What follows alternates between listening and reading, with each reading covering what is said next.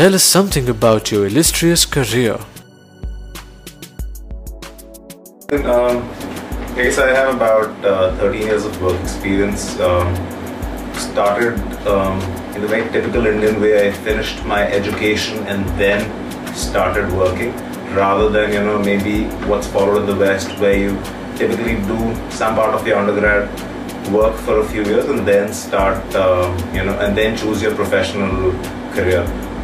One of the things I did find though is that maybe if I had a little bit of work experience, that would have allowed me to apply some of the things I learned in college. So when I was in college, I was looking at things purely from a theoretical point of view. I wasn't really aware of which of these things I would actually apply on the job and which of these I wouldn't. I would make my judgment primarily, I think, based on some calls I would take in my head that I think this guy seems to make sense. And the other thing was, I guess, primarily just how good the teacher was in general. My background is basically that after my MBA, I started out with Xerox. Started in primarily a sales role.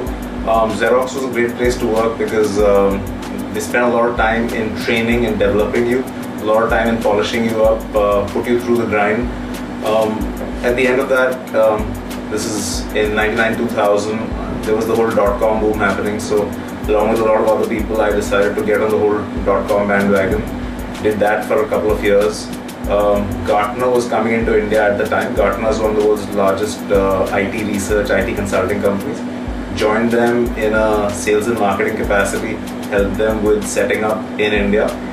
And that's when I guess I first got involved in marketing in a big way. A, helping the company market itself in India. B, playing an advisory role to a lot of clients, which is where I also kind of figured that that's something I enjoy quite a bit. Being somebody who people or companies can turn to for advice. One of the things that also led me to realize is that if you want to retain that position of a trusted advisor, you need to end up doing a lot of reading and upskilling constantly, because the people you meet will constantly be reading, they'll constantly be bettering yourself. They will ask you questions, and if you want to seem like somebody who's well informed, you need to kind of be ahead of them. You need to do more reading than those people do. You need to at least have a broad understanding of the various things they ask you. After Gartner, I basically joined GE. GE was one of my clients, so I guess some of what we did for them probably made sense, which is why they offered, why don't I join them? I joined them to set up marketing for a couple of their businesses worldwide. Did that for a few years, then moved to a smaller consulting company who used to partner with GE.